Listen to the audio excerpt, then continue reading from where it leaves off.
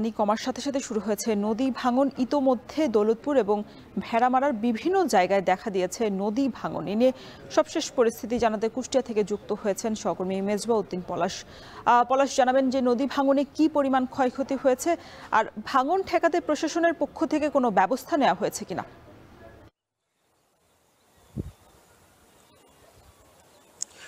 গেল কয়েকদিন ধরেই কিন্তু যে কুষ্টিয়ার দৌলতপুর উপজেলা চিলমারি এলাকার যে উদয়নগর যে বিজিবির যে ক্যাম্পটি সেটি কিন্তু নদীগর্ভে এরই মধ্যে বিলীন হয়ে গেছে।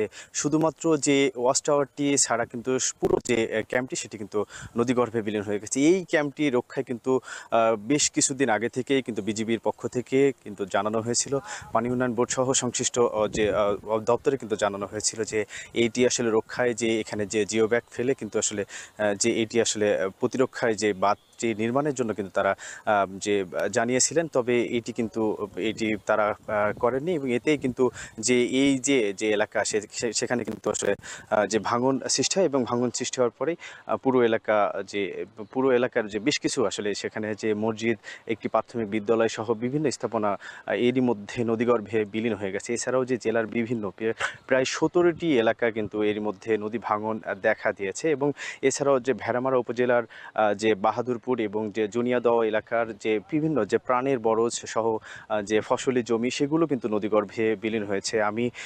আমি কথা বলেছি পানি উন্নয়ন বোর্ডের যে কর্মকর্তা রয়েছেন, তারা বলছেন যে যে এই যে পুরো এলাকা যে ভাঙন যে এলাকা সেই এলাকাগুলোতে এখন তারা বিশেষ নজরদারিতে রেখেছেন এবং সেইখানে কিন্তু পর্যায়ক্রমে কিন্তু তারা যে জিও ব্যাগ ফেলে সেই নদী ভাঙন যে প্রতিরক্ষা সেটি আসলে তারা করবেন বলে জানিয়েছেন। আমি একটু বলি যে মূলত এখানে যে ক্ষয়ক্ষতির যে বিষয়টি সেটি আসলে যে বিজিবির যে ক্যাম্পটি সেটি আসলে সেটি কিন্তু বিলীন হওয়ার কারণে কিন্তু এই যে এর পাশেই কিন্তু যে আপনার ভারত সীমান্ত, এটি কিন্তু পুরো একটি গুরুত্বপূর্ণ যে এলাকা এবং এতে কিন্তু যে সবচেয়ে বেশি আসলে ক্ষতিগ্রস্ত হয়েছে বিজিবির ক্যাম্পটি আসলে।